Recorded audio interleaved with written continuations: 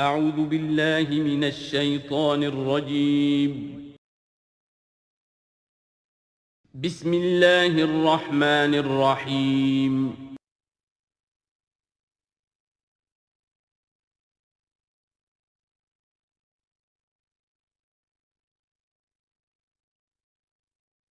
الحمد للہ وکفیٰ والصلاة والسلام علی عبادہ الذین اصطفیٰ خصوصاً علی افضلہم وخاتم النبیین محمد الامین وعلی آلہ وصحبہ اجمعین اما بعد فقد قال اللہ تبارک وتعالی کما ورد فی سورۃ القصص اعوذ باللہ من الشیطان الرجیم بسم اللہ الرحمن الرحیم ان قارون کان من قوم موسیٰ فبغى علیہم وآتیناہ من الکنوز ما ان مفاتحہ لتنوء بالعصبة أولي القوة اذ قال له قومه لا تفرح ان اللہ لا يحب الفرحین وابتغ فیما آتاک اللہ الدار الآخرة ولا تنس نصیبک من الدنیا وأحسن كما أحسن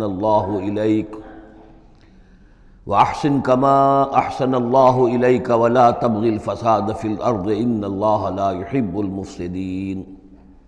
صدق اللہ العظیم۔ اب آگے چلیے، سورہ قصص کے آخری یہ دو رکوع ہیں، جن میں سے پہلے رکوع میں ایک کردار کا ذکر ہو رہا ہے، قارون، اور میں آپ کو بتا چکا ہوں کہ یہ کردار جو ہے اسے بھی ایک فرد نہ سمجھیے، بلکہ یہ کہ جو بھی کوئی حکمران قوم ہوتی ہے وہ اپنی غلام قوم کے اندر اس طرح کے کردار باقاعدہ پیدا کرتی ہے، جس کو کہ کہا تھا ملکہ سبا نے کہ ان الملوک اذا دخلوا قریۃ جعلوا عزت اہلھا اذلہ، اور اس کا ایک نتیجہ یہ نکلتا ہے کہ جو گھٹیا لوگ ہوتے ہیں، بے غیرت لوگ ہوتے ہیں، اپنی قوم کے ساتھ غداری کرتے ہیں، انہیں پھر وہاں خطابات دیے جاتے ہیں، نوازا جاتا ہے، ان کے اونچے منصب ہوتے ہیں، آنریری مجسٹریٹ بنا دیے گئے ہیں، فلاں ہو گئے ہیں۔ یہ سب کون تھے؟ یہ انگریزوں نے در حقیقت ہندوستان میں اپنی جو حکومت کو مضبوط کرنے کے لیے یہ ایک طبقہ جو ہے ہندوستانیوں میں سے ڈیولپ کیا تھا، اس طبقے کا یہ کردار ہے قارون۔ اچھا، اس قسم کے لوگوں کو پھر انگریز بڑے بڑے ٹھیکے دیتے تھے۔ اب آرمی کے سپلائی کے ٹھیکے ہیں تو بڑے بڑے ٹھیکیدار یہی ہوتے تھے، انہی کے پاس سرمایہ ہو جاتے تھے۔ یہ ساری چیزیں جو ہے ایک دوسرے سے ملی جلی ہوئی ہیں۔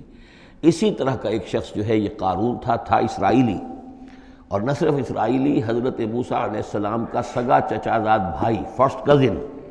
لیکن یہ کہ یہ حکومت کے ساتھ فرعون کے دربار میں اس کی رسائی تھی، وہاں اس کی پذیرائی تھی، اور وہاں سے اس کو مراعات ملتی تھی۔ اس نے اتنی دولت سمیٹ لی تھی، جیسے ہمارے ہاں بھی بعض اب جو سیاسی کردار ہیں وہ گویا کہ علامتی بن گئے دولت سمیٹنے میں، تو بے تحاشا دولت اس نے جمع کر لی تھی۔ اب اس کا کردار سامنے آ رہا ہے۔ ان قارون کان من قوم موسیٰ، یقیناً قارون جو ہے وہ موسیٰ کی قوم ہی سے تھا۔ تورات میں اس کا نام قورہ آیا ہے، یعنی قارون کے بجائے قورہ، یہ کوئی تلفظ کا فرق ہو سکتا ہے۔ فبغى علیہم، اگرچہ موسیٰ کی قوم میں سے تھا لیکن اس نے زیادتی کی، سرکشی کی، شرارت کی اپنی قوم کے خلاف، یعنی غداری کی۔ وآتیناہ من الکنوز، اور ہم نے اسے اتنے خزانے دیے تھے، ما ان مفاتحہ لتنوء بالعصبة أولي القوة، کہ اس کی کنجیاں اٹھانے کے ضمن میں بڑے طاقتور جوانوں کی ایک جماعت بھی تھک جاتی تھی۔ یہ ذرا بات سمجھ آج نہیں آئے گی کہ آخر اتنی وہ کنجیاں کتنی ہوتی ہوں گی، تو اصل میں یہ کنجیاں جو تالے ہیں ہمارے جس طرح کے، یہ تو اب ایجاد ہوئی ہے۔ پچھلے زمانے میں کیا ہوتا تھا کہ کوئی بڑا سٹور ہے تو اس کے آگے بڑا ایک پھاٹک لگا ہوا ہے، اور اس پھاٹک کے ساتھ جو دروازے کو بند کرنے کے لیے بڑی لمبی لکڑیاں لگائی جاتی تھیں، تو اس طریقے سے وہ جو اڑنگے لگائے جاتے تھے اسی سے وہ پھر دروازے جو ہے بند ہوتے تھے۔ تو اس طرح کی کوئی شے ہوگی، ورنہ جس طرح کے تالے اب ہمارے ہاں ہوتے ہیں اس طرح کے تالے تو اتنے نہیں ہو سکتے کسی بھی معاملے کے، لیکن یہ کہ اس کو اگر ذہن میں رکھیں تو بہرحال اس سے جو مراد ہے وہ یہ کہ دولت بے انتہا اس کے پاس جمع تھی۔ اذ قال له قومه، جبکہ اس سے کہا اس کی قوم نے، لوگوں نے کہا، کچھ بھلے لوگ بھی ہوں گے، جیسے ہم مکالمہ سورہ کہف میں پڑھ آئے ہیں، دو آدمیوں کا مکالمہ تھا، ایک وہ درویش تھا اور وہ عارف باللہ تھا، اللہ پر ایمان رکھنے والا تھا، اور ایک وہ تھا کہ جو دولت میں مست ہو گیا تھا، مال مست تھا۔ تو وہاں کچھ لوگوں نے جو اچھے لوگ ہوں گے ان سے کہا، اس سے قارون سے، لا تفرح ان اللہ لا يحب الفرحین۔ یہ ذرا یہاں پر چار چیزیں، پانچ چیزیں جو آ رہی ہیں گنتے جائیے کہ ایسے لوگ جن کے پاس بہت سی دولت جمع ہو گئی ہو، ان کو ان 4-5 چیزوں کو پیش نظر رکھنا چاہیے۔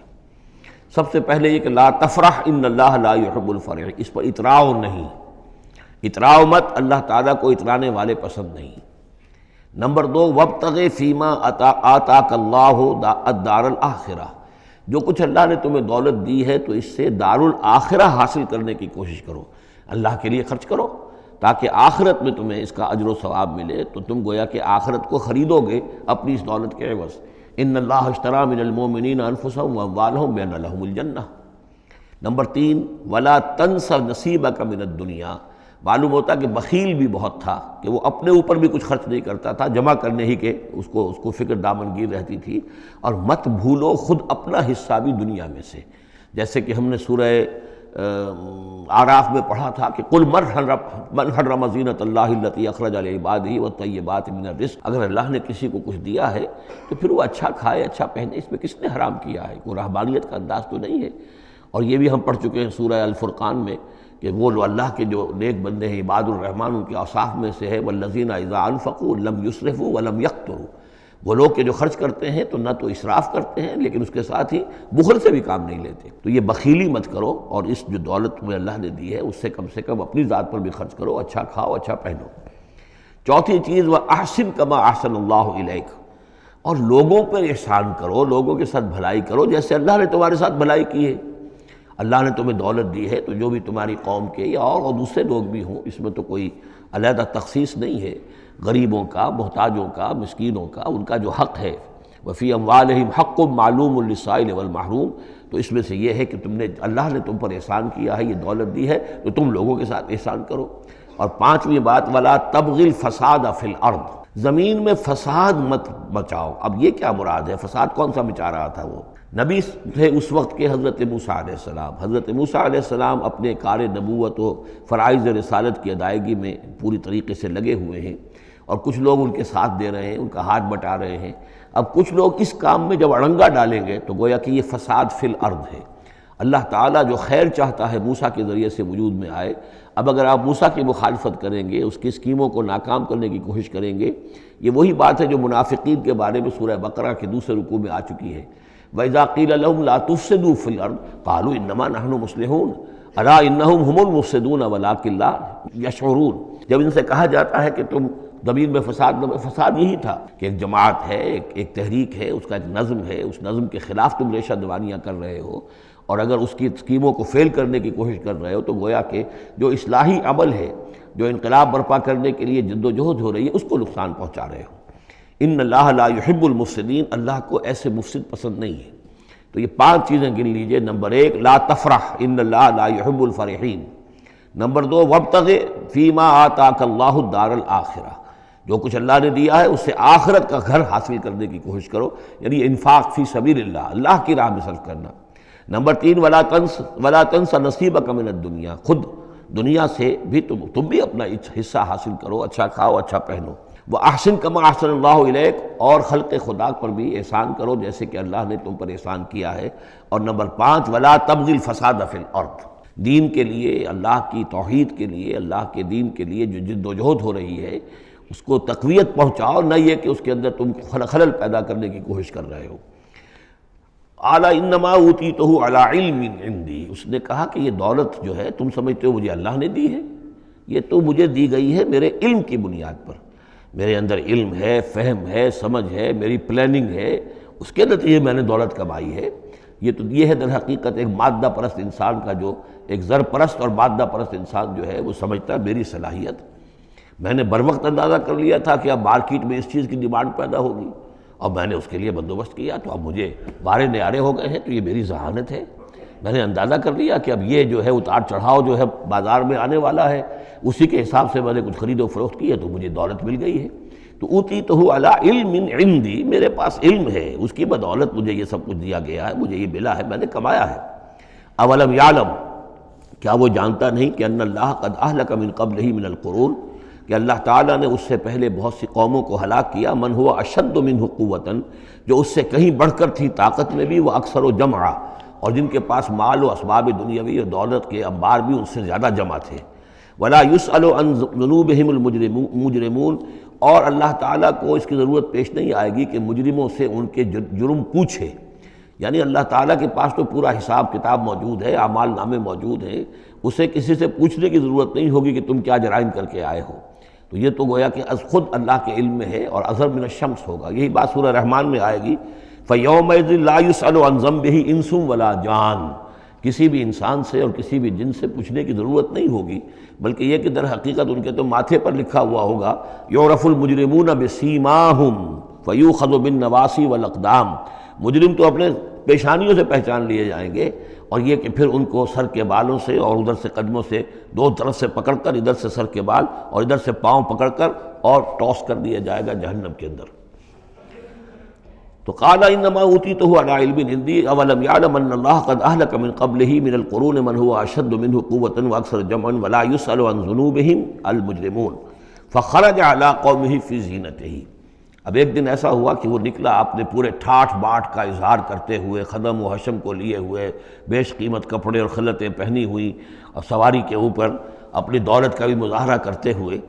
قال الذین یریدون الحیاۃ الدنیا، تو اب جو اس معاشرے میں وہ لوگ تھے کہ جن کی نگاہوں میں خود ان کی اپنی نگاہوں میں بھی دنیا کی زندگی کھبی ہوئی تھی، اور جو چاہتے تھے، طالب تھے دنیا ہی کے، یا لیت لنا مثل اوتی قارون، وہ انہوں نے کہا کاش کہ ہمیں بھی یہ ساری چیزیں ملیں جو قارون کو ملی ہیں، جو کچھ دیا گیا ہے، اسے جو دولت دی گئی ہے، اس کے پاس جو ثروت ہے، اور اس کو جو اللہ تعالیٰ نے اس کے اوپر نعمتوں کی بارش کی ہے، کاش ہم پر بھی ہو۔ انہ لذو حظ عظیم، یہ تو بہت ہی نصیب والا ہے،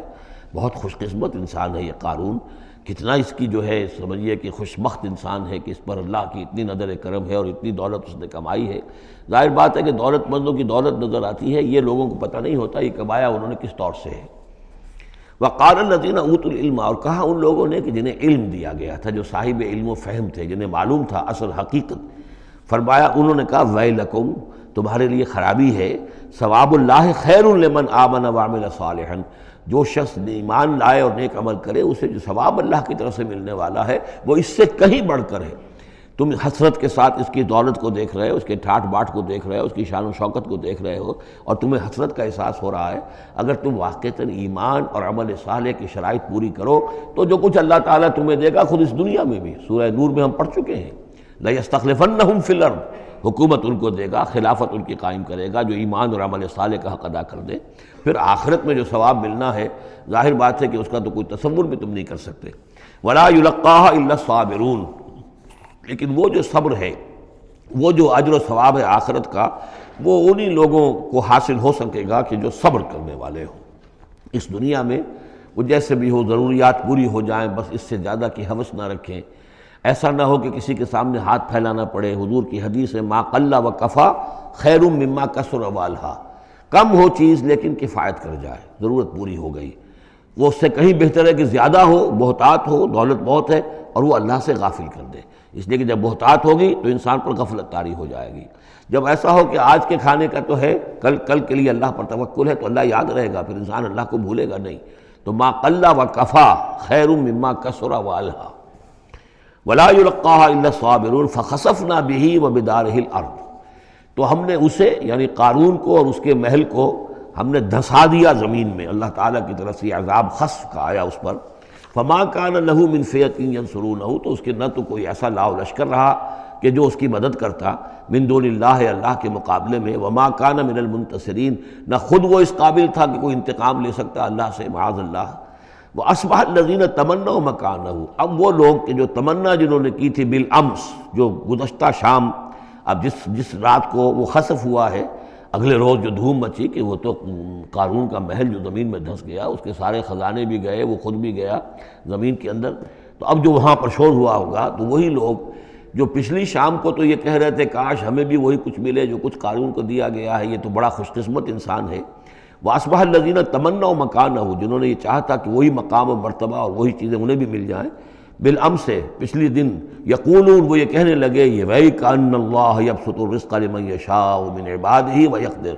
کہ بھئی یہ تو اللہ تعالیٰ کی طرف سے ہے کہ وہ جس کے لیے چاہتا ہے رزق شادہ کر دیتا ہے اپنے بندوں میں سے، اور جس کے لیے چاہتا ہے تنگ کر دیتا ہے یا ناپ تول کر دینا شروع کر دیتا ہے۔ لولا ان من اللہ علینا، اگر اللہ تعالیٰ نے ہم پر احسان نہ فرمایا ہوتا، لخسف بنا، تو ہم بھی اسی طریقے سے خسف کر دیے گئے ہوتے. یعنی ہم تو کہہ رہے تھے کہ ہم بھی اس جیسے ہو جائیں، ہمیں بھی اس کی سی دولت مل جائے، لیکن اس کی دولت کا جو انجام آج ہماری نگاہوں کے سامنے آیا ہے، لولا ان من اللہ، اگر اللہ تعالیٰ نے ہم پر یہ احسان نہ کیا ہوتا کہ ہمارے پاس وہ دولت نہیں تھی، لخسف بنا، تو ہم کو بھی اسی طریقے سے زمین میں دھسا دیا گیا ہوتا. وَكَأَنَّهُ لَا يُفْلِحُ الْكَافِرُونَ، خرابی، لیکن یہ جان لو کہ کافر لوگ فلاح نہیں پائیں گے. بڑی خرابی ہے، بڑی ہلاکت ہے، اور کافر لوگ جو ہیں وہ فلاح نہیں پائیں گے. تو یہ کردار ہے قارون کا. اب اس صورت کے آخری آیات ہیں، اور میں چونکہ اب ابتدا میں جس قدر اہتمام کے ساتھ یہ جوڑوں کا تعلق بیان کر رہا تھا، کیونکہ میں نے محسوس کیا کہ رفتار تیز ہونی چاہیے، اس میں کچھ کمی کر دی ہے. اب یہاں بھی نوٹ کر لیجئے گا کہ یہی سورۃ القصص اور اس سے پہلے سورۃ النمل، ان کے درمیان کیا کیا مشابہتیں ہیں، خاص طور پر اس آخری آیات میں. فرمایا تلک الدار الآخرۃ نجعلھا للذین لا یریدون علوا فی الارض ولا فسادا، یہ جو آخرت کا گھر ہے یہ ہم نے ریزرو کیا ہے ان لوگوں کے لیے کہ جو زمین میں اپنی بڑائی، اپنا اقتدار نہیں چاہتے، اپنی بلندی نہیں چاہتے اور نہ فساد چاہتے. وہ اللہ کے دین کی سربلندی کے لیے محنت کر رہے ہیں، اس کے نتیجے میں ہو سکتا ہے کہ اللہ تعالیٰ انہی کو ذمہ داری دے دے حکومت کی، لیکن وہ طالب نہیں ہے حکومت کے، وہ اپنی سربلندی کے طالب نہیں ہے. اس سے زمین و آسمان کا فرق ہے کہ ایک ہے کہ آپ کسی نظریے کے لیے کام کر رہے ہیں. اب نظریے میں اگر آپ کی جد و جہد ہے، انقلاب میں آپ کامیاب ہو گئے تو ظاہر بات ہے کہ پھر انقلاب کے بعد ذمہ داری سنبھالنی پڑے گی. محمد الرسول اللہ صلی اللہ علیہ وسلم ہی کو مدینہ کی اس چھوٹی سی شہری ریاست جو وجود میں آئی تھی، آخر اس کی ذمہ داری سنبھالنی پڑی. حالانکہ آپ خدا نہ خواستہ کوئی اقتدار کے طالب یا اقتدار کے بھوکے تو نہیں ہو سکتے تھے، لیکن یہ ہے کہ طلب جو ہے وہ اللہ جانتا ہے دل میں کس کے طلب ہے. اگر کوئی ذاتی طور پر اقتدار کا خواہاں ہے اور چاہتا ہے کہ میرا نام اونچا ہو جائے اور مجھے اختیار مل جائے اور میرا اقتدار ہو، تو وہ شخص اللہ تعالیٰ کے ہاں ڈسکوالیفائی ہو جاتا ہے. یہ پھر اللہ کے گھر کے لیے نہیں ہے. اللہ کا گھر جو ہے تلک الدار الآخرہ، یہ تو ہم نے رکھا ہوا ہے خاص طور پر مخصوص کر کے، ریزرو کر کے، للذین لا یریدون علوا فی الارض، جو زمین میں اپنے اقتدار کے خواہاں نہیں ہیں، ولا فسادا، نہ زمین میں فساد بچانا چاہتے ہیں، والعاقبۃ للمتقین، اور عاقبت یعنی پچھلا گھر جو ہے، عاقبت کی پچھلی زندگی جو ہے یقیناً یہ اہل تقویٰ کے لیے، اس کی بھلائیاں، اس کے محاسن، اس کا عیش اور آرام وہ اللہ تعالیٰ نے اپنے متقی بندوں کے لیے خاص کیا ہے. من جاء بالحسنۃ فلہ خیر منہا، یہ آیت میں آئی ہے سورہ نمل کے بھی آخری حصے میں. جو کوئی شخص کوئی نیکی لے کر آئے گا تو اسے بدلہ ملے گا اس سے بہتر. ومن جاء بالسیئۃ، اور جو کوئی بدی لے کر آئے گا فلا یجزی الذین عملوا السیئات الا ما كانوا یعملون، تو وہ لوگ کہ جو ان برائیوں کا ارتکاب کر رہے ہیں انہیں بدلہ نہیں دیا جائے گا مگر وہی جو کچھ کہ وہ کر کے لائے. مطلب یہ کہ اللہ تعالیٰ کی طرف سے اضافہ نہیں ہوگا، جتنے جرم کیے ہیں اتنی ہی سزا. لیکن اہل ایمان اور اہل صلاح جو ہیں ان کی نیکیوں میں اللہ تعالیٰ 10 گنا دے، 700 گنا دے، اس سے بھی بڑھا دے، یضاعف لمن یشاء. تو یہ اللہ تعالیٰ کی مرضی ہے، جتنا چاہتا ہے دیتا. خیر منہا، بہرحال جو کچھ کر کے لے جاؤ گے اس سے بہتر ملے گا. لا یجزی الذین عملوا السیئات الا ما كانوا یعملون، انہیں وہی کچھ ملے گا جو کچھ کہ وہ عمل کر کے لائے تھے. ان الذی فرض علیک القرآن لرادک الی معاد، سورہ نمل میں آیا تھا کہ مجھے وَأُمِرْتُ أَنْ أَتْلُوَ الْقُرْآنَ، مجھے تو حکم دیا گیا میں قرآن سناتا رہوں، قرآن پڑھ کر تمہارے سامنے میں قرآن کے ذریعے سے انذار اور تبشیر اور قرآن کی تبلیغ اور قرآن کے ذریعے سے تذکیر اور قرآن کے ذریعے سے تمہارے جو نفسیاتی اور روحانی روگ ہیں ان کی شفا کے لیے میں کوشش کرتا رہوں. میرا کام تو یہ ہے. ان اتلو القرآن، مجھے حکم دیا گیا میں قرآن کی تلاوت کرتا رہوں، تلاوت پڑھ کر قرآن تمہیں سناتا رہوں. اب یہاں اسی کو تعبیر کیا ان الذی فرض علیک القرآن، اے نبی جس ہستی نے آپ پر اس قرآن کی ذمہ داری ڈال دی ہے، اس کی تبلیغ آپ کے لیے فرض تھی، جیسے کہ ہم سورہ مائدہ میں آج پڑھا ہے یا ایھا الرسول بلغ ما انزل الیک من ربک وان لم تفعل فما بلغت رسالتہ. اس قرآن کی تبلیغ کرنا آپ پر فرض ہے. اور جیسا کہ میں آپ کو بتا چکا ہوں، پھر آپ نے امت کے حوالے کر دی کہ اب امت کے فرض ہے. فَلْيُبَلِّغِ الشَّاهِدُ الْغَائِبَ، فَلْيُبَلِّغ یہ فعل امر ہے، اب لازم ہے کہ وہ پہنچائیں جو یہاں ہیں ان کو جو یہاں نہیں ہے. اس طریقے سے یوں سمجھیے کہ ایک سلسلہ جو ہے وہ شروع کر دیا گیا.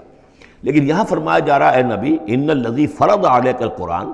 جس ہستی نے آپ پر یہ قرآن فرض کیا ہے،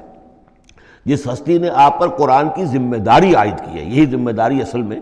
پھر جو ہم میں سے ہر ایک پر آتی ہے وہی ہے جو میرے کتابچے میں نے وضاحت کے ساتھ بیان کی ہے کہ وہ 5 ذمہ داریاں ہیں.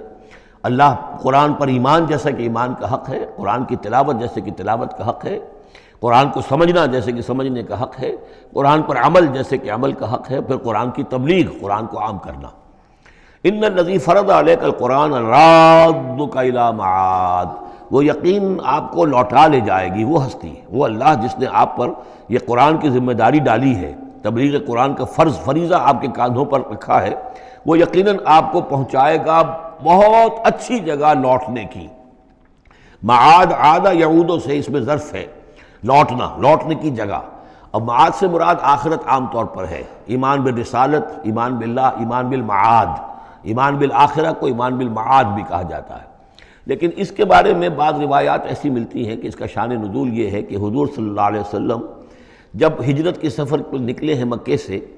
تو جو عام راستہ تھا اس سے ہٹ کر آپ نے، چونکہ اندیشہ تھا اور واقعہ تھا کہ تعاقب ہو رہا تھا، تلاش کیا جا رہا تھا، 3 دن رات تو آپ غار ثور میں روپوش رہے، پھر آپ نے ایک بڑا ہی سخت راستہ اختیار کیا تھا کہ جو پہاڑی راستہ تھا جو گزر رہا تھا، جس پر کہ کوئی انسان جاتا نہیں تھا، لیکن کچھ آگے چل کر وہ راستہ جو ہے وہ پھر اس مین راستے سے جا کر مل گیا۔ یوں سمجھیے یہ راستہ جا رہا تھا مین، کہ جو مکے سے مدینے کا تھا، حضور نے ایک اور راستہ اختیار کیا، لیکن کچھ عرصے کے بعد وہ راستہ جا کر اس راستے کے ساتھ مل گیا۔ جہاں ملا، اب آپ خود سوچئے کہ وہاں ایک ایسی سچویشن آ گئی کہ حضور ایک ٹی پر کھڑے ہوئے ہیں، اب داہنی طرف جاتے ہیں تو مدینہ ہے اور بائیں طرف جاتے ہیں تو مکہ ہے۔ اس وقت حضور کے دل میں ایک ہوک سی اٹھی ہے، اس لیے کہ جب آپ مکے سے روانہ ہوئے تھے تب بھی روایات میں آیا ہے کہ آپ کعبے سے لپٹ کر آپ نے یہ کہا تھا کہ بیت اللہ مجھے تجھ سے بڑی محبت ہے،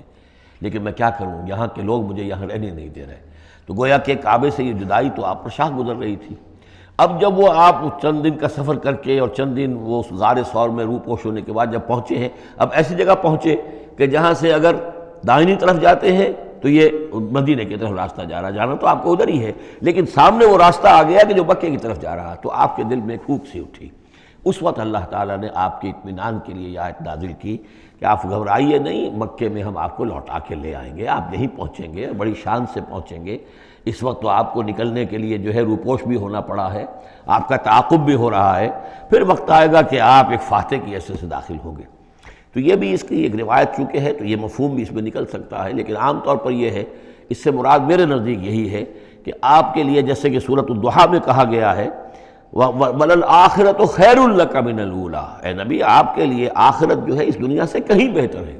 لہذا آپ کے لیے تو یوں سمجھیے کہ جو اللہ لوٹا کر آپ کو لے جائے گا معاد میں، تو وہ معاد آپ کے لیے معادن، یہ گویا کہ یہ تفخیم کے لیے ہے نکرہ، بہت عمدہ جگہ لوٹانے کی، جس کے لیے یہ بھی کہا گیا عسیٰ ان یبعثک ربک مقاما محمودا، وہاں پر جو آپ کو مقام ملنا ہے مقام محمود، اور جو جنت حضور کی ہوگی جس کا کیا تصور کوئی کر سکتا ہے، تو ادھر اشارہ ہے۔ ان الذی فرض علیک القرآن رادک الی معاد قل ربی اعلم من جاء بالہدی، کہہ دیجئے کہ میرا رب خوب جانتا ہے کہ کون ہدایت لے کر آیا، کون راہ کی سوجھ لے کر آیا، کون ہدایت لے کر آیا، ومن هو فی ضلال مبین، اور کون وہ ہے کہ جو کھلی گمراہی میں پڑا ہوا ہے۔ وما کنت ترجو ان یلقی الیک الکتاب، اور اے نبی آپ کو تو کوئی توقع نہیں تھی کہ آپ کو کتاب دی جائے گی، کتاب القا کی جائے گی۔ یہی بات آئی ہے سورہ نمل کے اندر بھی وَإِنَّكَ لَتُلَقَّى الْقُرْآنُ مِن لَدُنْ حَكِيمٍ حَلِيمٍ، یہ قرآن تو آپ کو دیا گیا ہے، ایسا نہیں ہے کہ آپ متوقع تھے، آپ چاہتے تھے، آپ کو چلہ کشی کر رہے تھے کہ کوئی مجھے بھی کوئی روحانیت حاصل ہو جائے اور کوئی غیب کی میں تعلیم غیب کی معلومات حاصل کر لوں، معاذ اللہ آپ کا تو مزاج ہی وہ نہیں تھا۔ ایک بہت ہی یوں سمجھیے شریف انسان اور ایک شریف تاجر، اسی لیے حضور نے فرمایا تاجر الصدوق الامین مع النبیین والصدیقین والشہداء، وہ تاجر کو بالکل سچا ہو، جھوٹ کی آمیزش نہ ہونے دے، اور امین ہو، امانت دار ہو، اس کا رتبہ جو ہے وہ تو انبیاء اور صدیقین اور شہداء کے ساتھ ہے، اس جماعت میں شریک ہوگا وہ۔ تو حضور کی زندگی وہ تھی، لہذا یہاں فرمایا ہے کہ وما کنت ترجو، آپ تو کوئی امیدوار نہیں تھے، نہ آپ کو یہ توقع تھی کہ آپ پر یہ کتاب اتاری جائے گی، الا رحمۃ من ربک، یہ تو اللہ کی رحمت ہوئی ہے، اس کی مہربانی ہے کہ آپ کو اس نے چنا ہے، پسند کیا ہے، اور آپ کو اللہ تعالیٰ نے یہ کتاب عطا فرمائی۔ فلا تکونن ظہیرا للکافرین، تو آپ کافروں کے پشت پناہ نہ بنے۔ اس میں اشارہ ہو رہا ہے، اصل میں جیسے کہ ہم پڑھ چکے ہیں سورہ نساء کے اندر کہ اے مسلمانوں، گویا کہ یہ بات کہی گئی تھی کہ تم اپنی عصبیت اور قبائلی عصبیت کی وجہ سے تمہارا ایک شخص ہے منافق ہے، اس نے وہ چوری بھی کی تھی، اب تم اس کی پشت پناہی کر رہے ہو اور سارا کا سارا الزام یہودی پر ڈالنا چاہ رہے ہو، تو یہ عصبیت جاہلیت ہے۔ یہاں ذکر کیا جا رہا ہے فلا تکونن ظہیرا للکافرین۔ اب ظاہر بات ہے کہ حضور جب مکے میں دعوت دے رہے ہیں تو اب رشتے جو ہیں وہ کٹ رہے ہیں، گویا کہ ابو لہب سگا چچا ہے لیکن دشمنی کے انتہا کیے ہوئے ہیں۔ تو یہ جو آپ نے فرمایا، اب آپ اپنے رشتوں کو ان کافرین کے ساتھ، اب آپ اپنے تعلقات کو کوئی اہمیت نہ دیں، ان کے ساتھ کسی عصبیت کا کوئی اگر اثر کہیں ہو بھی، کہیں اگر کوئی یعنی بہت ہی ادنا سا خفیف سا بھی شائبہ اگر دل میں ہو تو اس کو بھی آپ نکال دیجئے۔ یہی لفظ کہے تھے حضرت موسیٰ علیہ السلام نے جب وہ قبطی مارا گیا تھا ان کے ہاتھوں، کہ اب جب اللہ تعالیٰ نے توبہ قبول کر لی کہ میں کبھی بھی ابھی کسی کافر کا اور کسی ایسے شخص کا، میں ظالم کا ظہیر نہیں بنوں گا، پشت پناہ نہیں بنوں گا، تو وہی حکم حضور کو دیا جا رہا ہے۔ وَلَا يَصُدَّنَّكَ عَنْ آيَاتِ اللَّهِ بَعْدَ إِذْ أُنزِلَتْ إِلَيْكَ، یہ اسی سورہ مبارکہ میں یہ آیت نمبر 17 تھی یہ۔ وَلَا يَصُدُّنَّكَ عَنْ آيَاتِ اللَّهِ بَعْدَ إِذْ أُنزِلَتْ إِلَيْكَ، اور نہ آپ کو برگشتہ کر سکیں، روک سکیں، آپ کے رخ کو موڑ دیں اللہ کی آیات سے، بعد اذ انزلت الیک، جبکہ وہ آپ پر نازل کر دی گئیں، وَدْعُ إِلَىٰ رَبِّكَ، یعنی یہ آپ کے کنبے والے، قبیلے والے، آپ کے یہ قریش جو ہیں جو آپ ہی کے قبیلے کے لوگ ہیں، اگر آپ ان کے ساتھ کوئی اپنا بھائی چارہ رکھیں گے اور کوئی ان کے ساتھ تعلق قلبی جو ہے استوار رکھنے کی کوشش کریں گے، اگر کسی درجے میں بھی یہ قبائلیت جو ہے آپ کے اندر رہی تو یہ روک دیں گے، پھر آپ کو یہ تو پھر اس سے استعمال کریں گے اور اس کی بنا پر جو ہے وہ پریشرائز کرنے میں آپ کو کامیاب ہو جائیں گے کہ وہ آپ کو قرآن مجید کی جو آیات آپ پر نازل ہو رہی ہیں ان سے برگشتہ کر دیں۔ وَلَا يَصُدُّنَّكَ، اور نہ کرنے پائیں آپ کو برگشتہ اللہ کی آیات سے، بعد اذ انزلت الیک، اس کے بعد کہ وہ آپ پر نازل کر دی گئی ہیں، وَدْعُ إِلَىٰ رَبِّكَ، اور اپنے رب کی طرف دعوت دیتے رہیے، وَلَا تَكُونَنَّ مِنَ الْمُشْرِكِينَ، اور دیکھیے شرک سب سے گھناؤنا جرم ہے تو اس کا کوئی شائبہ بھی اپنے قریب مت آنے دیجیے۔ وَلَا تَدْعُ مَعَ اللَّهِ إِلَٰهًا آخر، جیسا کہ میں نے بار بار عرض کیا ہے، اس میں خطاب تو ہوتا ہے بظاہر حضور سے واحد کے سیغے میں، لیکن یہ کہ یہ خطاب صرف حضور سے نہیں ہے بلکہ اصلاً اس کے مخاطب مسلمان ہیں، حضور کے وساطت سے۔ وَلَا تَدْعُ مَعَ اللَّهِ إِلَٰهًا آخر، اور مت کسی کو پکارو اللہ کے ساتھ کسی اور الہ کو، لا الہ الا ہو، اس کے سوا کوئی معبود نہیں ہے، کل شیء ہالک الا وجہہ، ہر شے فنا میں ہے یا فنا ہو جائے گی سوائے اس کا چہرہ۔ اب یہ کہ اللہ کا چہرہ کون سا ہے، اور یہ کہ اگر اللہ کا چہرہ جو ہے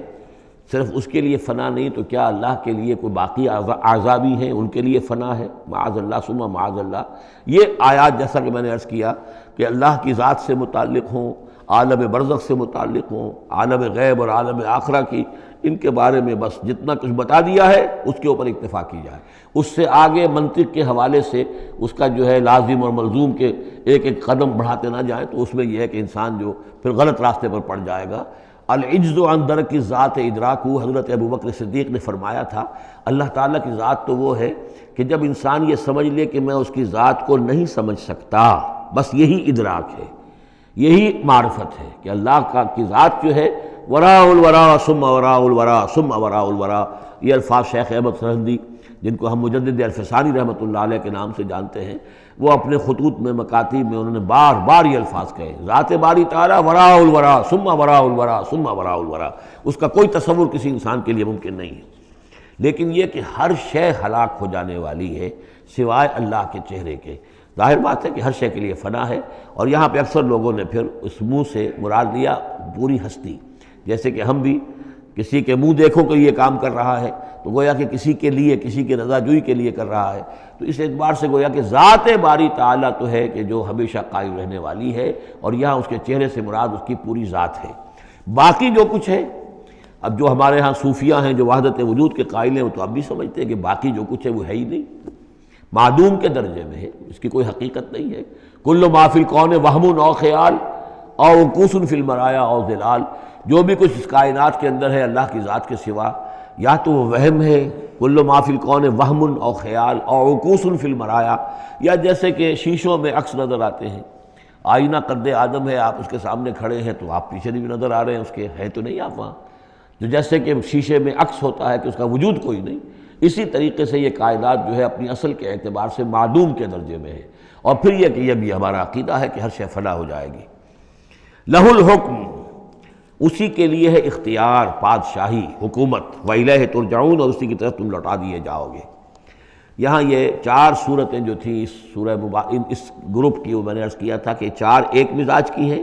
اور اب جو 4 ہیں وہ ایک مزاج کی ہیں، اور یہ چاروں اب شروع جو ہو رہی ہیں وہ الف لام میم سے ہو رہی ہیں۔ ان میں سب سے پہلی سورۃ العنکبوت، بسم اللہ الرحمن الرحیم، الف لام میم، احسب الناس ان یترکوا ان یقولوا آمنا وهم لا یفتنون، صدق اللہ العظیم۔ یہ صورت مبارکہ اچھی طرح نوٹ کر لیجئے کہ تقریباً تعین کے ساتھ ہم کہہ سکتے ہیں کہ یہ سن 5 نبوی میں نازل ہوئی ہے، اور صورت اس وقت یہ ہو چکی تھی مکے کے اندر کہ مسلمانوں کو ہر طرح سے ستایا جا رہا تھا۔ 3 سال تک تو یہ ہوا ہے، حضور نے جب اپنی دعوت کا آغاز کیا تو پہلے 3 سال تو یہ ہے کہ کوئی زیادہ الارم محسوس نہیں کیا، خطرہ محسوس نہیں کیا مکے والوں نے، بلکہ انہوں نے کوشش یہ کی کہ چٹکیوں میں اڑا دیں۔ استہزاء ہے، تمسخر ہے، شاعر ہے، ساحر ہے، یہ ہے وہ ہے، جو بھی کہہ کر کہ جیسے کہ ول جو ہوتی ہے کسی کی، اگر یہ ان کی جو ول ہے اس کو کل کر دیا جائے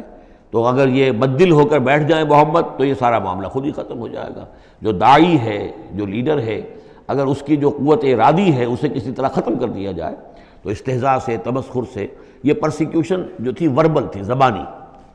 لیکن جب انہوں نے دیکھا کہ یہ دعوت تو بڑھ رہی ہے، اور سب سے بڑھ کر یہ ہے کہ ہمارے غلاموں کے طبقے میں سے لوگ ان کے پاس آ گئے ہیں اور ایمان لے آئے ہیں، اور ہمارے نوجوان ان کے گرویدہ ہو گئے ہیں، ہمارے نوجوان ان کے پر ایمان لے آئے ہیں، اور اونچے گھرانوں کے نوجوان، مصعب بن عمیر آ گیا ہے، اور عثمان ابن عفان آ گیا ہے رضی اللہ تعالیٰ عنہما، اور فلاں آ گئے ہیں، سعد ابن ابی وقاص آ گیا، وہ بھی نوجوان تھے، یہ جو اس طرح کے اونچے گھرانوں کے لوگ آ گئے ہیں۔ تب انہوں نے پھر فیصلہ کیا کہ اب ان کو سزا دی جائے، انہیں مارا جائے، انہیں گھروں میں بند رکھا جائے، اور خاص طور پر جو غلام تھے بیچارے، جن کے کوئی وہاں حقوق تھے ہی نہیں۔ غلام تو اپنے آقا کی ملکیت ہوتا تھا، وہ اگر آقا اپنے غلام کو قتل بھی کر دے تو اس پر کوئی جرم نہیں، اس لیے کہ ایسے ہی ہے جیسے کہ آپ کی بکری تھی، جب تک آپ نے چاہا گھر میں اپنے باندھے رکھا، اس کا دودھ پیا، جب آپ نے چاہا اس کو ذبح کیا اور گوشت کھا لیا، تو اس میں آپ کو کون پوچھے گا کہ یہ بکری کیوں ذبح کی تم نے؟ بھائی بکری میری ملکیت تھی۔ اسی طریقے سے غلام کو تو جو چاہے وہ کر سکتے تھے، جس طرح چاہیں ستائیں، ماریں، ہلاک کر دیں، کوئی ان پر مقدمہ قائم نہیں ہو سکتا، ایسا اس لیے کہ وہ اس کی ملکیت تھے۔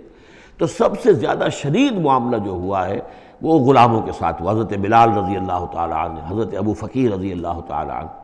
پھر یہ کہ کچھ اور لوگ وہاں پر ایسے تھے جو حلیف کی حیثیت سے رہتے تھے، وہ قرشی نہیں تھے، غلام بھی نہیں تھے لیکن قرشی بھی نہیں تھے، لیکن یہ کہ مکے میں ان کا قیام تھا کسی قرشی کے امان، اس سے امان لے کر، اس کے حلیف کی حیثیت سے۔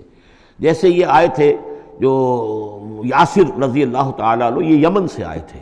بلکہ ان کے بارے میں یہ معلوم ہوتا ہے کہ انہیں خواب آیا تھا کہ آخری نبی کے ظہور کا وقت ہے، کیونکہ یمن میں عیسائی تھے اور وہاں چرچا موجود تھا ان چیزوں کا۔ اس حوالے سے ان کے علم میں جب یہ بات آئی اور انہیں اندازہ ہوا کہ اس علاقے میں نبی کا ظہور ہونا ہے، تو وہ یہاں آ گئے، اور ابو جہل کا ایک چچا تھا، وہ شریف انسان تھا، اس کا حلیف بن کر اور اس کی زیر کفالت انہوں نے مکے میں رہنا شروع کر دیا، اور اسی کی یہ لونڈی تھی حضرت سمیہ رضی اللہ تعالی عنہ۔ تو جو آقا تھا ابو جہل کا چچا، اس کی اجازت سے حضرت سمیہ سے نکاح کر لیا، اور اللہ نے ان کو بیٹا دیا جس کا نام عمار ہے۔ تو عمار اور ان کے والد یاسر اور والدہ عمار کی اور یاسر کی اہلیہ یہ سمیہ، یہ 3 کا خاندان تھا۔ وہ جو چچا تھا ابو جہل کا، اس کا انتقال ہو گیا، اب گویا کہ اس خاندان کی سربراہی ابو جہل کے ہاتھ میں ہے۔ تو اس نے ان 3 پر جو بھی تشدد کیا ہے سب سے زیادہ، 2 کو تو اس ٹارچر کے ذریعے سے، اور ٹارچر کے پھر آخری نتیجے میں ان کو دونوں کو شہید کر دیا، حضرت یاسر کو بھی اور حضرت سمیہ کو بھی رضی اللہ تعالیٰ عنہما۔ اور عمار نے بمشکل جو ہے جان بچائی، اپنے ایک کلمہ کفر کہہ کر پھر انہوں نے جان بچا لی، اور پھر اس پر پچھتائے بھی بہت کہ یہ میں نے کلمہ کفر کیوں کہا، لیکن قرآن مجید میں یہ بات واضح کر دی گئی کہ صرف جان بچانے کے لیے کلمہ کفر انسان کہہ جائے اور اس کا دل جو ہے وہ مطمئن ہو ایمان کے اوپر، تو اللہ تعالیٰ معاف فرمانے والا ہے۔ بہرحال یہ جو تشدد ہو رہا تھا شدید، انہی میں سے ایک ہے خباب بن الارت رضی اللہ تعالیٰ عنہ۔ یہ لوہار کا کام کرتے تھے، یہ بھی کوئی اونچے گھرانے کے آدمی نہیں تھے۔ ان کے ساتھ بھی پھر جو کچھ کیا گیا ہے، ان کے ساتھ وہ واقعہ پیش آیا کہ دہتے ہوئے انگارے جو ہیں وہ لٹائے، زمین کے اوپر بچھائے گئے، انہیں بلایا گیا، اتارو اپنا کرتا اتار دیا، اب لیٹ جاؤ ان کے اوپر، ننگی پیٹھ کے بل وہ دہتے ہوئے انگاروں پر لٹا دیے گئے۔ پھر یہ کہ اسی انگاروں سے ان کی کھال جو ہے وہ جلی اور پیٹھ کی چربی پگھلی، اس سے وہ انگارے جو ہیں وہ ٹھنڈے ہوئے۔ تو یہ صورتحال تھا۔ تو وہ حضرت عمار جو ہیں، خباب بن الارت رضی اللہ عنہ، وہ راوی ہیں کہ جب ہم پر یہ شدت اتنی ایسی ہو گئی کہ ناقابل برداشت ہو گئی تو ہم پھر حضور کی خدمت میں حاضر ہوئے، اور حضور اس وقت جو ہے خانہ کعبہ کے ایک دیوار کے سائے میں ذرا کہ ایک طرف کو سایہ تھا، تو آپ نے اپنی ایک چادر جو ہے اس کا تکیہ بنایا ہوا تھا اور آپ استراحت فرما رہے تھے۔ تو ہم گئے، ہم نے کہا کہ اے اللہ کے رسول، کیا آپ ہمارے لیے دعا نہیں کرتے، ہمارے لیے اللہ کو نہیں پکارتے؟ ہمارے لیے اب یہ چیزیں ناقابل برداشت ہو رہی ہیں، کب تک ہم جھیلیں گے، کب تک برداشت کریں گے؟ لیکن یہ کہ وہ کہتے ہیں کہ حضور کو یہ ناگوار گزرا، آپ اٹھ کر بیٹھ گئے اور آپ نے فرمایا خدا کی قسم تم جلدی مچا رہے ہو، ابھی تو تم پر وہ چیزیں آئی ہی نہیں ہیں جو تم سے پہلوں پر آئی تھیں۔ ان کے ساتھ تو یہ بھی ہوتا تھا کہ ایک شخص کو لا کر آدھا زمین میں گاڑ دیتے تھے اور باقی جسم جو آدھا اس کا ہوتا تھا زمین سے باہر، تو سر کے اوپر آرا رکھ کر چیرنا شروع کر دیتے تھے اور پورے جسم کو دو حصوں میں بانٹ دیتے تھے، یہ بھی ہوتا تھا۔ زندہ آگ میں جلا دیتے تھے، یہ بھی ہوتا تھا۔ تو تم جلدی کر رہے ہو، خدا کی قسم وہ دن تو آئے گا کہ ایک سوار صنعاء سے حضرت موت تک جائے گا اور اس سے سوائے اللہ کی کسی کا خوف نہیں ہوگا، لیکن بہرحال تمہیں صبر کرنا ہوگا۔ وہ انداز ہے اس رکوع کا۔ یہ جو پہلا رکوع ہے سورہ عنکبوت کا، یہ گویا کہ ایک تحریک اور ایک دعوت، اور انقلابی تحریک ہو، انقلابی دعوت ہو، اس میں جو آزمائشیں آتی ہیں، تکلیفیں آتی ہیں، مصائب آتے ہیں، ظاہر بات ہے لوگوں کو قربانیاں دینی پڑیں گی تبھی کوئی کام ہوگا، بغیر اس کے تو نہیں ہوتا۔ اور جب تصادم کا مرحلہ شروع ہو جائے، جب یہ ہے کہ ایک جو معاشرہ جو ہے جس کے اندر کہ وہ کام کر رہے ہیں وہ محسوس کریں کہ یہ ہمارے لیے خطرہ بن گئے ہیں، وہ پرسیکیوٹ کریں اور انہیں ستائیں، تو پھر اس وقت جو مسائل ہوں گے ذہنوں کے اندر ان کا حل ہے اس میں، اور یہ اس اعتبار سے ضربۃ السلام ہے پورے قرآن مجید میں، اس موضوع کے اعتبار سے یہ چوٹی ہے۔ جیسے کہ میں نے آپ کو حدیث سنائی لکل شیء ضربۃ یا کل شیء سنام، ہر شے کی ایک چوٹی ہوتی ہے، وسنام القرآن سورۃ البقرہ، قرآن کی بحیثیت مجموعی چوٹی وہ تو سورہ بقرہ ہے، لیکن یہ کہ قرآن حکیم میں مختلف جو مضامین کے اعتبار سے جیسا کہ میں نوٹ کراتا آیا ہوں کہ اس موضوع پر یہ آیت یہ گویا کہ ضربہ سنام ہے، یہ رکوع جو ہے یہ اس موضوع پر ضربہ سنام ہے قرآن مجید کا، اس کا کلائمیکس ہے، اس کی چوٹی ہے۔ الف لام میم احسب الناس ان یترکوا ان یقولوا آمنا وهم لا یفتنون، کیا لوگوں نے یہ سمجھا تھا کہ وہ چھوڑ دیے جائیں گے صرف یہ کہنے سے کہ ہم ایمان لے آئے اور انہیں آزمایا نہ جائے گا؟ اب دیکھ رہے ہیں، اب وہی تیکھا انداز ہے، اظہار ناراضگی ہے، اظہار خفگی ہے، اس لیے کہ تم سے پہلے جو کچھ ہوا ہے۔ اب یہ 3 آیتیں میں آپ کو نوٹ کرا چکا ہوں، سورہ بقرہ کی آیت نمبر 214، ام حسبتم ان تدخلوا الجنۃ ولما یاتکم مثل الذین خلوا من قبلکم مستهم الباساء والضراء وزلزلوا حتى يقول الرسول والذین آمنوا معه متى نصر اللہ الا ان نصر اللہ قریب، یہ آیت ہم پڑھ چکے ہیں۔ اسی کی ہم مضمون آیت جو ہے سورہ آل عمران میں آئی ہے، آیت نمبر 142، اسی کی ہم مضمون آیت آ چکی ہے سورہ توبہ میں، آیت نمبر 16۔ لیکن یہ کہ یہ مکی قرآن میں یہ آیت ہے، یہ ہے جڑ اور بنیاد، جو ہے کہ اس کا ظہور جو ہو رہا ہے، پھر یوں سمجھیے کہ یہ کلی کھلی ہے تو 3 اس کی جو پتیاں نمایاں ہوئی ہیں اس آیت کی، وہ سورہ بقرہ، سورہ آل عمران اور سورہ توبہ میں ہے۔ حسب الناس، اور ناس کہا ہے، یہ بھی نہیں کہ اہل ایمان کو یہ غلط فہمی ہو گئی تھی، یہ بھی ایک طرح سے عتاب کا انداز ہے، اللہ تعالیٰ ناراضگی کا اظہار کر رہے ہیں، تم جلدی مچا رہے ہو۔ احسب الناس ان یترکوا ان یقولوا آمنا وهم لا یفتنون، کیا لوگوں نے یہ سمجھا تھا کہ وہ یہ کہنے سے جنت میں داخل ہو جائیں گے، چھوڑ دیے جائیں گے کہ وہ ہم ایمان لے آئے، انہیں آزمایا نہ جائے گا؟ وَلَقَدْ فَتَنَّا الَّذِينَ مِن قَبْلِهِمْ، ہم نے تو جو بھی ان سے پہلے تھے ان کو بھی آزمایا ہے، ہر ایک کو آزمایا، آزمائش کے بغیر ہم نہیں کسی کے ایمان کو تسلیم کرتے۔ فَلَيَعْلَمَنَّ اللَّهُ الَّذِينَ صَدَقُوا وَلَيَعْلَمَنَّ الْكَاذِبِينَ، تو اللہ تعالیٰ تو ظاہر کر کے رہے گا، لفظی ترجمہ تو ہوگا اللہ جان کر رہے گا، لیکن اللہ تعالیٰ کا علم تو قدیم ہے، جو کچھ ان کے دلوں میں اللہ جانتا ہے، لیکن اللہ ظاہر کر دے گا کہ کون کتنے پانی میں ہے، کون منافق ہے، کون ضعیف الایمان ہے، کون قوی الایمان ہے، کون صادق الایمان ہے، کون جو ہے جھوٹ موٹ کا مومن بنا ہوا ہے، کون وہ دودھ پینے والا مجنو ہے اور کون واقعتاً جانثار مجنو ہے، یہ سب کچھ پتہ چلتا ہے آزمائشوں سے۔ اور ہم نے تو آزمایا ہے ان کو بھی جو ان سے پہلے تھے، تو لازماً اللہ واضح کر کے رہے گا، مبرہن کر دے گا ان کو بھی کہ جو سچے ہیں، اور وہ یقیناً واضح کر دے گا، نمایاں کر دے گا ان کو بھی جو جھوٹے ہیں۔ اب اس کے ساتھ ہی دیکھیے اس میں جو عجیب آپ کو بات ملے گی اس رکوع میں، یہ 2 آیتیں آئی ہیں، کیونکہ ایک آیت تو حروف مقطعات پر تھی، یہ 2 آیتیں آئی ہیں، اس میں تو ڈانٹ، ایک طرح کی ڈانٹ پڑ گئی ہے صحابہ کرام کے اوپر جنہوں نے ذرا سا بھی شکوہ کیا تھا، لیکن اب 2 آیتوں میں اس کی دلجوئی ہے ان کی، یعنی یہ کہ ایک طرف ترہیب ہے تو ترغیب بھی ہے، جیسے کوئی شفیق استاد ہوتا ہے کبھی کسی وقت ڈانٹتا بھی ہے، کوئی گھرکی بھی دیتا ہے، کوئی جھڑکی بھی دیتا ہے، کسی وقت مارتا بھی ہے، سزا بھی دیتا ہے، پھر لیکن کسی وقت پھر یہ کہ حوصلہ افزائی بھی کرتا ہے، تھپکی بھی دیتا ہے، پیٹھ پر ہاتھ رکھتا ہے۔ تو اس طریقے سے یہ اللہ تعالیٰ کا معاملہ اپنے بندوں کے ساتھ اسی طرح ہے، جیسے کہ حدیث میں آیا خلق و عیال اللہ، مخلوق جو ہے اللہ تعالیٰ کے لیے اس کے کنبے کی حیثیت رکھتی ہے۔ تو دو آیتیں جو آئی ہیں وہ تو گویا کہ ایک طرح سے سرزنش کی اور اظہار ناراضگی، اظہار خفگی۔ اب دو آیتیں دیکھیے، ام حسب الذین یعملون السیئات ان یسبقونا، کیا سمجھا ہے، گمان کیا ان لوگوں نے جو یہ برے کام کر رہے ہیں۔ یہ اشارہ ہے اب ابو جہل جو مار رہا ہے، حضرت یاسر کو مار رہا ہے، حضرت سمیہ کو مار رہا ہے، ٹارچر کر رہا ہے، یا جو بھی امیہ ابن خلف ہے جو حضرت بلال کے ساتھ وہ سختیاں کر رہا ہے، گلے میں رسی ڈال کر، اور جو جانوروں کی لاشیں ہوتی ہیں ان کی طریقے سے گھسیٹا جا رہا ہے مکے کی گلیوں کے اندر، اور بڑی تپتی ہوئی جو ہے گلیاں ہیں اور اوپر سورج آگ برسا رہا ہے، اور سیدھا لٹا دیا گیا ہے انہیں ننگے پیٹھ، اور پھر اوپر ایک بھاری پتھر بھی رکھ دیا گیا ہے۔ لوگ یہ حرکتیں کر رہے ہیں، کیا ان کا یہ گمان ہے کہ وہ ہماری پکڑ سے بچ جائیں گے؟ اب یہ بات ان کی طرف آئی تو گویا کہ اہل ایمان کے لیے ایک دل جوئی اور تشفی، ان کے زخموں پر مرہم رکھا جا رہا ہے کہ یہ نہ سمجھو کہ یہ بچے رہیں گے، ایک وقت آئے گا۔ چنانچہ خود حضرت بلال رضی اللہ تعالیٰ عنہ نے غزوہ بدر میں امیہ ابن خلف جو ان کا آقا تھا اسے قتل کیا ہے۔ حالانکہ حضرت عبد الرحمن ابن عوف نے کوشش کی، اس کے ساتھ کچھ ان کے تعلقات تھے پرانے، اس کی بنا پر اس کو بچانے کی کوشش کی کہ تاکہ اسے قید کر لیں، قتل نہ ہونے دیں، قیدی ہو جائے تاکہ پھر یہ کہ وہ فدیہ دے کر چھوٹ سکے۔ لیکن حضرت بلال کو جو غصہ تھا اس پر، تو وہ پورا غصہ انہوں نے اس وقت اتارا ہے۔ اور یہی بات میں کہا کرتا ہوں کہ جو مکے میں 12 برس کہا گیا کہ ذرا اپنے ہاتھ روکے رکھو، تو نالا ہے بلبل شوریدہ تیرا خام ابھی، اپنے سینے میں اسے اور ذرا تھام ابھی، ایک وقت آئے گا کہ تمہارے ہاتھ کھول دیے جائیں گے، اور وہ ہم سورہ حج میں پڑھ چکے ہیں، اذن للذین یقاتلون بانہم ظلموا، اب تک تمہارے ہاتھ ہم نے باندھے رکھے ہوئے تھے اور اب تمہارے ہاتھ کھولے جا رہے ہیں۔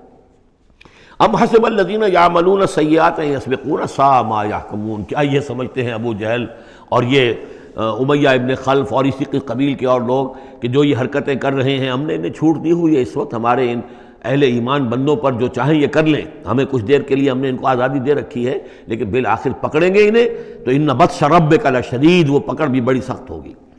دوسری آیت جو ہے مزید ان کی دلجوئی کے لیے، من کان یرجو لقاء اللہ فإن اجل اللہ لآت، جو کوئی بھی اللہ سے ملاقات کا امیدوار ہے اسے یقین رکھنا چاہیے کہ اللہ کی ملاقات کا وہ معین وقت آ کر رہے گا۔ یعنی اے بلال اور اے ابو فقیہ اور اے خباب، تمہیں کہیں یہ گمان نہ ہو، شیطان یہ وسوسہ نہ کہیں تمہارے دلوں میں ڈالے اور تمہیں پریشان کرے کہ پتہ نہیں آخرت ہونی بھی ہے کہ نہیں ہونی ہے۔ جیسا کہ میں نے عرض کیا تھا کہ دنیا نقد ہے، آخرت ادھار ہے۔ اب آپ نے جان مال تو ساری یہاں دینی ہے، دنیا میں دینی ہے، جنت ملے گی آخرت میں۔ تو جو شیطان وسوسہ اندازی کرتا ہے، نو نقد نہ تیرا ادھار، یہ ادھار کی دنیا جو معاملہ ہے، سودا ادھار کی جنت ہے یہ، اور تم دنیا کے اندر اپنا سب کچھ لٹا رہے ہو، تو ایسا نہ ہو، تمہیں یقین رکھنا چاہیے کہ وہ وقت آ کر رہے گا اور اللہ تعالیٰ تمہاری ان تمام ایثار اور قربانی کی جو تم دے رہے ہو اس کے دین کے لیے، اس کی توحید کے لیے، اس کا بھرپور تمہیں صلہ دے گا۔ وَهُوَ السَّمِيعُ الْعَلِيمُ، وہ سب کچھ سننے والا ہے اور سب کچھ جاننے والا ہے، اس کی نگاہ سے کوئی چیز پوشیدہ نہیں ہے۔ وَمَنْ جَاهَدَ فَإِنَّمَا يُجَاهِدُ نَفْسِهِ، اب پھر ایک ذرا تھوڑے سے سرزنش کی آیت بھی آ گئی، دو آئی تھی سرزنش کے انداز میں، دو دلجوئی کے انداز میں، اب پھر سرزنش کا انداز ہے، وہ کیا ہے؟ وَمَنْ جَاهَدَ فَإِنَّمَا يُجَاهِدُ لِنَفْسِهِ،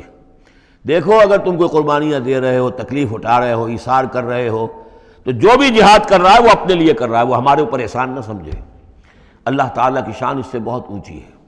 یہ ہم سورہ حجرات میں جا کر پڑھیں گے، یمنون علیک ان اسلموا قل لا تمنوا علی اسلامکم بل اللہ یمن علیکم ان ہداکم للایمان،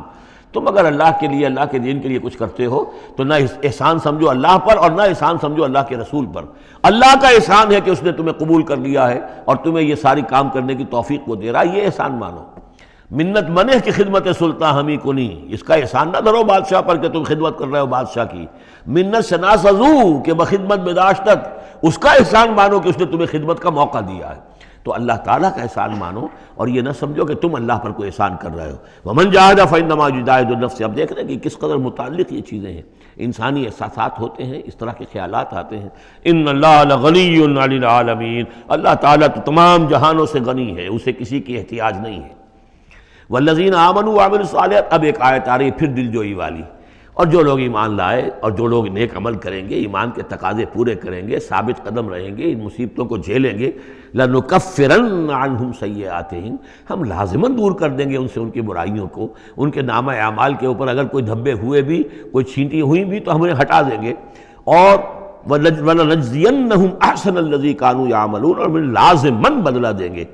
اس رکوع میں آپ دیکھ رہے ہیں کہ یہ جو لام مفتوح شروع میں اور پھر نون مشدد جو ہے وہ کس قدر تکرار کے ساتھ آ رہا ہے۔ فَلَيَعْلَمَنَّ اللَّهُ الَّذِينَ صَدَقُوا وَلَيَعْلَمَنَّ الْكَاذِبِينَ، آیت نمبر 3 کے اندر بھی 2 مرتبہ وہ صیغہ آیا۔ اب یہاں جو آیا لَنُكَفِّرَنَّ عَنْهُمْ سَيِّئَاتِهِمْ، ہم لازماً ان سے ان کی برائیوں کو دور کر دیں گے، وَلَنَجْزِيَنَّهُمْ أَحْسَنَ الَّذِي كَانُوا يَعْمَلُونَ، اور یقیناً بدلہ دیں گے انہیں بہت عمدہ ان کے اعمال کا۔ وَوَصَّيْنَا الْإِنسَانَ بِوَالِدَيْهِ، اب ایک مسئلہ اور تھا عملی، جو لوگ ایمان لائے تھے نوجوان تھے، جو ان میں سے نوجوان تھے،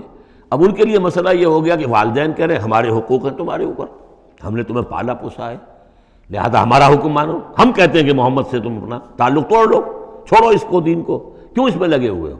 آخر تم ہماری اولاد ہو، ہم نے تمہیں پالا، خاص طور پہ ماں حضرت سعد بن ابی وقاص کی والدہ، والد تو فوت ہو چکے تھے لیکن والدہ جو ہے اس نے بڑے ناز و نام میں پالا تھا۔ اب اس کے بعد اس نے جو ہے مرن برت رکھ لیا اس عورت نے، ماں جو تھی حضرت سعد بن ابی وقاص کی، اگر سعد اپنے باپ کے دین میں واپس نہیں آتا تو میں اپنے آپ کو ہلاک کر دوں گی، مر جاؤں گی، نہ کچھ کھاؤں گی نہ پیوں گی۔ اب دیکھیے اس نوجوان سلیم الفطرت نوجوان جو ایمان لایا ہے محمد صلی اللہ علیہ وسلم، بہرحال وہ ایک شریف انسان ہے، نوجوان ہے، ماں کی یہ حالت دیکھ رہا ہے تو کتنے بڑے امتحان سے دوچار ہو گیا۔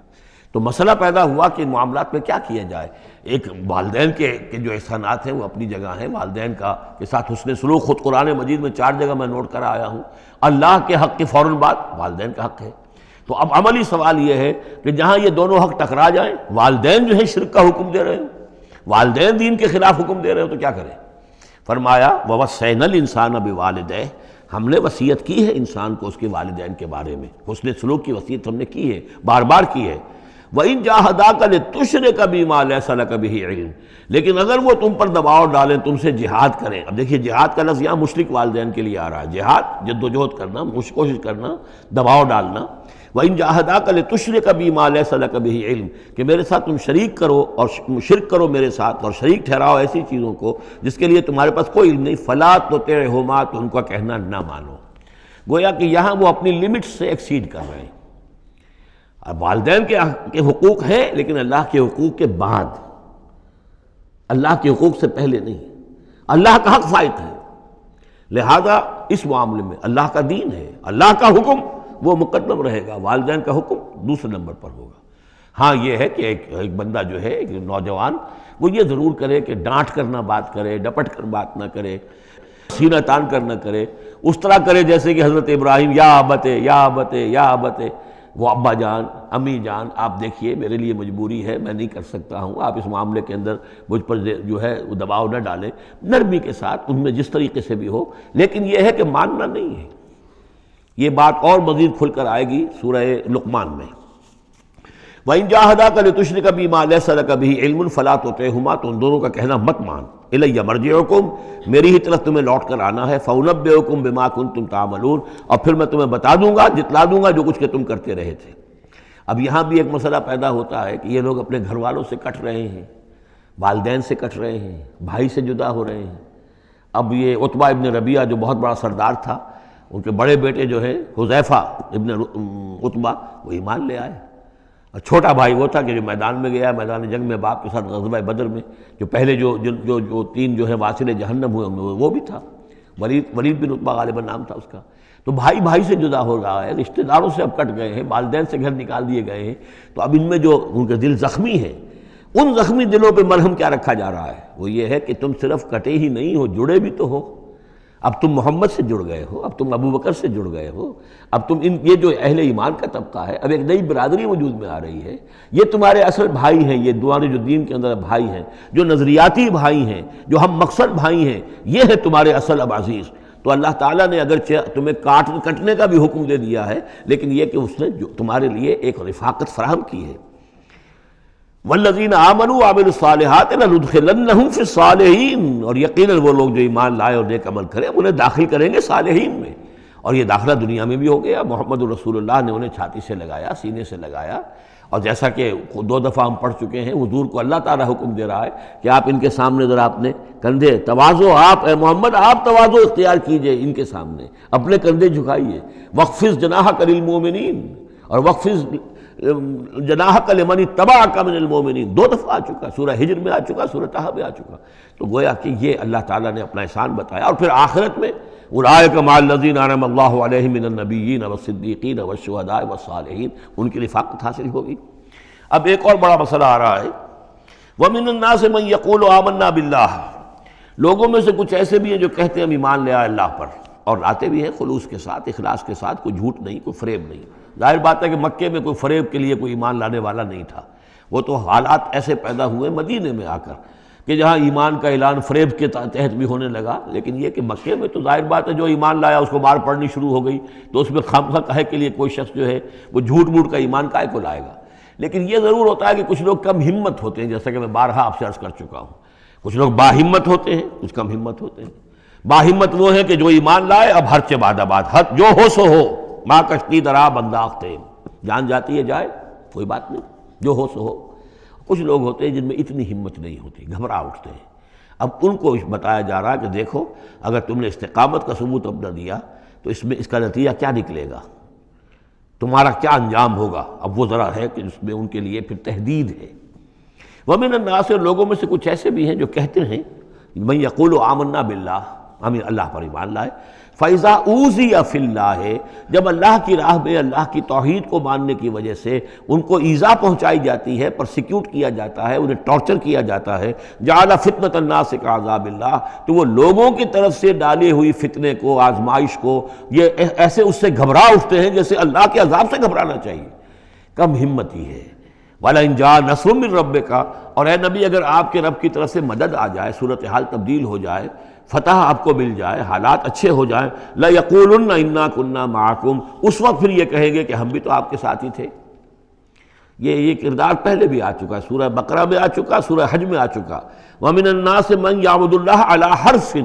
فَإِنْ أَصَابَهُ خَيْرٌ اطْمَأَنَّ بِهِ وَإِنْ أَصَابَتْهُ فِتْنَةٌ انقلب عَلَىٰ وَجْهِهِ خَسِرَ الدُّنْيَا وَالْآخِرَةَ۔ وہی کردار پھر یہاں پر آ گیا ہے۔ کوئی کہا کہ ہم ایمان لے آئے، لیکن جب تکلیف آئی، کوئی مصیبت آئی تو ایسے گھبرا گئے جیسے کہ اللہ کے عذاب سے گھبرانا چاہیے، لیکن یہ کہ اس کے بعد اگر نصرت آ جائے تو یہ آپ موجود ہوں گے کہ ہم بھی ساتھی تھے آپ کے۔ اولیس اللہ بعالم بما فی صدور العالمین، تو کیا اللہ بخوبی واقف نہیں ہے اس سے کہ جو لوگوں کے جو تمام جہان والوں کے دلوں کے اندر ہے اور جو ان کے سینوں کے اندر مضمر ہے۔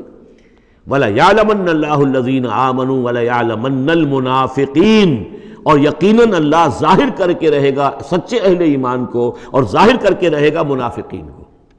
گویا کہ یہ شکل جو ہے یوں سمجھیے یہ وہ روگ ہے کہ یہ اگر بڑھ گیا، تم نے ابھی نپ دی ایول ان دی بڈ، ابھی فوری طور پر اس کی اصلاح کر لو، فوری طور پر علاج کر لو۔ ابھی ٹی بی کا تمہیں انفیکشن ہوئی ہے، فرسٹ سٹیج میں ہے، علاج کر لو۔ لیکن اگر کہیں تم نے اس وقت پرواہ نہ کی اس کی اور یہ مرض بڑھ گیا تو یہ منافقت تک لے جائے گا تمہیں، اللہ تعالیٰ پھر کھول دے گا کہ یہ منافقت ہے۔ تو یہ ہے اصل میں پورے مکی قرآن میں یہ ایک جگہ ہے جہاں لفظ منافقین آیا ہے، باقی کردار آیا ہے سورہ حج کے اندر بھی، لیکن وہاں لفظ منافق نہیں ہے۔ وَمِنَ النَّاسِ مَن يَعْبُدُ اللَّهَ عَلَىٰ حَرْفٍ فَإِنْ أَصَابَهُ خَيْرٌ اطْمَأَنَّ بِهِ وَإِنْ أَصَابَتْهُ فِتْنَةٌ انقلب عَلَىٰ وَجْهِهِ خَسِرَ الدُّنْيَا وَالْآخِرَةَ، لیکن یہاں کھول دیا گیا یہ کردار کس کا ہے، یہ تو پھر منافقت سے۔ وَلَيَعْلَمَنَّ اللَّهُ الَّذِينَ آمَنُوا وَلَيَعْلَمَنَّ الْمُنَافِقِينَ۔ اب ایک اور تیسرا پرابلم ہے، یہ 3 پرابلم یہاں پر ٹیکل کیے گئے ہیں۔ وہ نوجوان جن کے والدین ان کے اوپر دباؤ ڈال رہے تھے،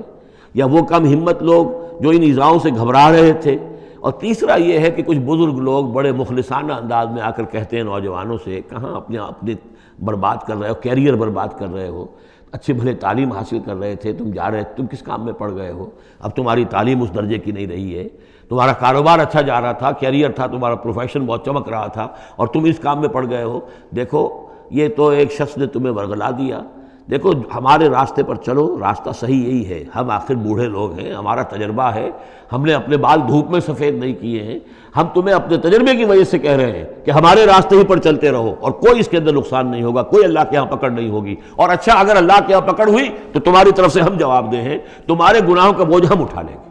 اب یہ گویا کہ نہایت ناصحانہ انداز، مخلصانہ انداز، بزرگانہ انداز اس میں یہ بات کہی جاتی تھی. اب اس میں کیا کریں؟ اس کا جواب دیا گیا. وقال الذین کفروا للذین آمنوا اتبعوا سبیلنا، اور کہتے ہیں یہ کافر ان سے کہ جو ایمان لے آئے، ہمارے ہی راستے کی پیروی کرو، چلے آؤ انہی راستوں پر. وَلْنَحْمِلْ خَطَايَاكُمْ، ہم اٹھا لیں گے تمہاری خطاؤں کو، یعنی تمہاری خطاؤں کا بوجھ، تمہارے گناہوں کی سزا ہم بھگت لیں گے. وما ہم بحاملین من خطایاہم من شیء، اور نہیں ہیں وہ ان کی خطاؤں میں سے اٹھانے والے کچھ بھی. انہم لکاذبون، وہ جھوٹ بول رہے ہیں. ولا يحملن اثقالهم واثقالا مع اثقالهم، البتہ وہ اٹھائیں گے لازماً. پھر دیکھیے وہ ليعلمن الله الذين آمنوا ولا يعلمن المنافقین، اور یہاں پھر وہ لفظ آیا ولا يحملن اثقالهم، وہ لازماً اٹھائیں گے اپنے بوجھ بھی، اور جو گمراہ کرنے کی کوشش کر رہے ہیں اس کی وجہ سے اپنے بوجھوں میں اضافہ کر رہے ہیں، وہ مزید بوجھ ہوں گے. لیکن اے نوجوانوں، اگر تم نے ان کی بات مان لی تو تمہارے بوجھ جو ہے وہ نہیں لے سکیں گے، وہ تمہیں کو اٹھانے پڑیں گے. ولا يسألن يوم القيامة عما كانوا يفترون، اور ان سے لازماً باس پرس ہوگی قیامت کے دن جو افطرا وہ کرتے رہے تھے، جو جھوٹ انہیں گھڑا تھا کہ ہم تمہارے بوجھ اٹھا لیں گے، جبکہ لا تزر وازرۃ وزر اخری، قیامت میں کوئی نہیں ہے جان جو کسی دوسرے کا بوجھ اٹھا لے. یہ 13 آیات، بلکہ یہ کہ اگر حروف مقطعات نکال دے تو 12 آیات، یہ میں سمجھتا ہوں کہ کسی بھی انقلابی اسلامی تحریک کے کارکن کے لیے یہ حرز جان بننے والی آیات ہیں، کہ یہ معلوم ہے کہ اس کے ذہن میں، اس کے شعور میں پیوست ہو جائیں، جیسے کہ پتھر پر کھود دیا جائے اس طرح نقش ہو جائیں. بارک اللہ لی و لکم فی القرآن العظیم ونفعنی وإیاکم بالآیات والذکر الحکیم.